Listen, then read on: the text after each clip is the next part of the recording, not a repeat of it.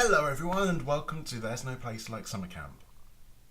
I'm Andrew Waterhouse, and in today's episode we're going to take a look at what it's like being inside that camp bubble.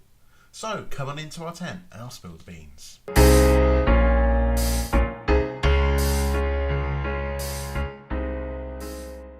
Hello everyone and welcome to another week of There's No Place Like Summer Camp. We upload weekly videos every Tuesday onto the YouTube channel and podcast and blog, so go check them out.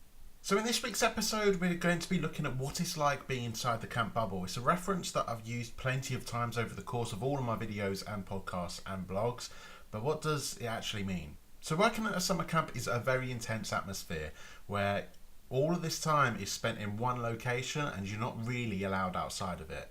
For your job is to stay at camp and look after the kids and make sure camp runs tick-tock. So for a good few weeks you're going to be stuck in this one place looking after the kids, the staff and the camp.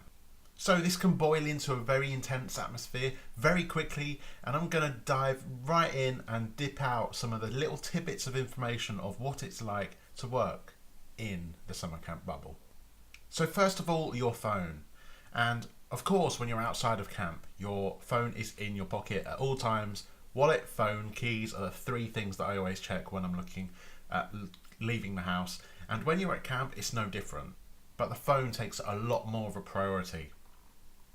Your phone doesn't leave your side, and it's because you really want to get that single bar of signal to be able to contact the outside world and see how your friends, family and all that good stuff is getting on. You want to fill them in on all of your latest information and how camp's going and what it's like back at home, what you're missing out on, what they're missing out on, how America is, how the UK is. And there's all this stuff that makes you want to carry your phone at all times, because at camp I can tell you now that the signal is going to be very, very weak, and there'll just be a couple of points at camp where you'll be able to get 1 or 2 bars of signal so you can stand there and call the outside world. Not only is your phone great for communicating out of camp, but it's also good for telling the time as well. I actually wore a watch while at camp, and I found myself plenty of times checking my phone for the time rather than checking my watch for the time, just because it's a force of habit, I guess, where I check my phone for the time and I use the watch for more of a jewellery accessory kind of thing. And that's what the phone is really great for, keeping you organised, keeping you on top of the schedule. And if you have any changes in your schedule, you can just make a quick note in your phone where you have to be, what time, how many campers you need to take with you, and yeah, you'll be very much more organised when you have your phone on you at all times.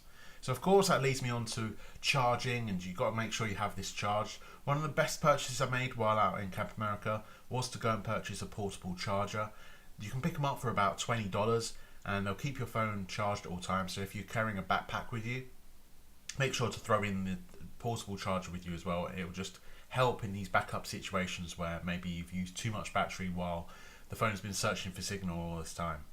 And that leads me on to the final point about the phone. Photos are a massive help, and it makes a camp experience so much better because you've got these memories to look back on, and you can check your phone, take a photo of some memorable moments, take some videos, and then there'll be like memories for the rest of your life kind of thing. So make sure you have your phone on you at all times, because summer camp is a lot goes on. So coming in at number 2 is the internet, and I for one am an absolute addict to the internet, whether it's Facebook, Twitter, Instagram, Snapchat, YouTube, checking the news, checking deals websites, all these websites that I thought, I've been really missing out on these.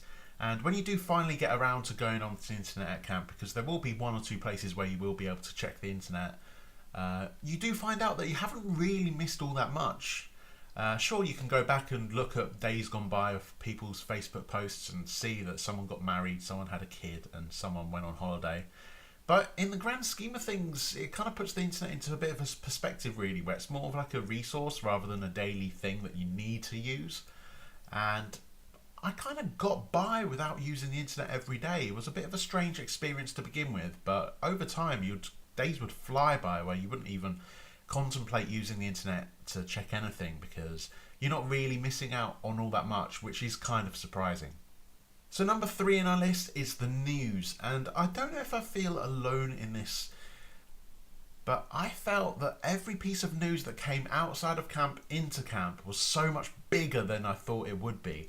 So one of the examples that I like to use here, which does come up in my diary, which I will make mention of after this, is when there was this flight going from, I think it was from Russia to Ukraine or something, Russia to Syria, and it got shot down mid-flight, and I was like, oh my god, someone shot down a plane out of the sky. I was like crazy. I was like, oh my god, the world's got like starting World War III here, because I'm in camp just looking after kids and stuff. They're all unaware of what's going on, but a passenger plane of normal people has just been shot out of the skies by some absolute beast of a rocket launcher or something. I was like, that doesn't happen like outside the summer camp. That's not what I'm used to at all. But it turned out that it just died down, and that's kind of like with any piece of news really, where massive news will float to the surface and you'll be like, whoa, and then it will die down and settle down. But while you're at camp, you don't really get to see it die down. It's constantly on your mind and it's playing with you, and you're like, oh my god, what's going on out there? So you do get a little bit worried, and it kind of can be one of the lesser negatives about working in a camp, where you're kind of disconnected from the outside world, so you don't really know the full extent of how things are. As I mentioned, I do have a book coming up. It's called There's No Place Like Summer Camp, and it's the diary that I kept while working my first year of summer camp. So it goes through the process of arriving at camp, being totally fresh to it all, making loads of new friends, making incredible stories and memories, and having all these fun times, and then all the travels after camp as well, all the stuff in between camp, obviously, all the travels after camp, and surprising my family when I got back home.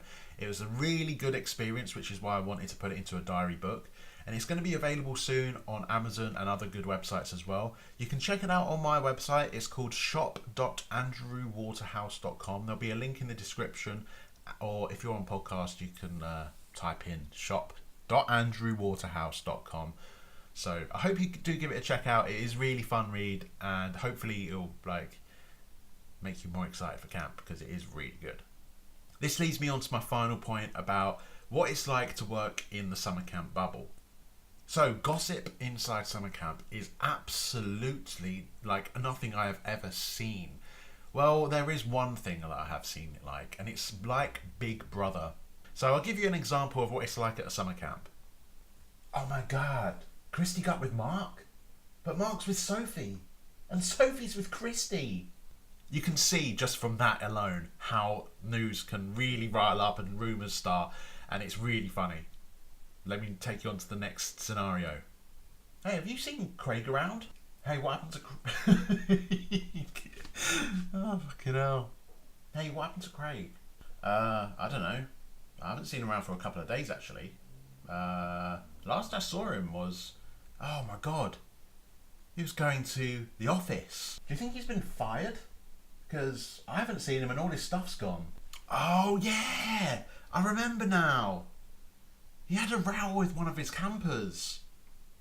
That's the last time I saw him. He was proper yelling at him, and now he's gone? He must have been fired for that. Oh, that reminds me. Sophie told me the other day that Craig had hit one of the campers, and he didn't want anyone to know. So she just kept quiet about it. Maybe they found out about that. Well, I actually heard that he killed a camper, but no one likes to talk about it because of how bad the camp will go down in history because of the kid that died at summer camp. So I hope you enjoyed this episode, guys. This was There's No Place Like Summer Camp. We upload weekly videos onto the YouTube channel and podcast, and you can check that out on iTunes. Your video is available on YouTube, and there's a blog at andrewwaterhouse.com/blog if you want to check that out. Next week we are going through the drama that's bound to happen while at camp, which led me on from that crappy piece of drama I just did then. Please bear with, because it's going to be a really like cringy episode, and we're going to talk about like all the drama that's bound to happen at camp. So I'll be here next Tuesday. I hope you enjoyed. Please leave a like, please subscribe if you enjoyed as well, and I shall see you next week. Bye.